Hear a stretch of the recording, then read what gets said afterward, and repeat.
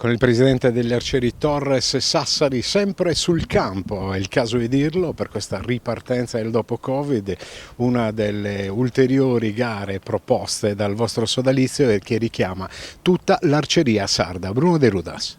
Sì, questa è la prima gara open che si tira a 50-70 metri, ufficiale come gara rispetto alle gare che abbiamo fatto per il Covid di prova, e quindi hanno dato l'ok per fare le gare ufficiali e per le qualifiche ai campionati italiani.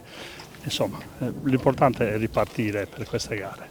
Una bella risposta di arcieri che non vedevano l'ora, chiaramente, dopo il blocco naturale dovuto all'emergenza Covid, di ritrovare soprattutto uno degli impianti più importanti nel panorama nazionale, è il caso di dirlo, il vostro impianto degli arcieri Torres Sassari. Beh, è sempre un campo che si presta, soprattutto è al chiuso, quindi anche con persone che sono controllate all'interno, in cui ci saranno solo arcieri e tecnici. Però speriamo che si apra un po' al pubblico. Per quel poco che noi gestiamo, diciamo che si potrebbe fare, ecco, è un campo che si presta, ma anche sul tiro con l'arco il pubblico, ci vuole un po' di pubblico, e i posti per fare il tiro con l'arco ce l'abbiamo.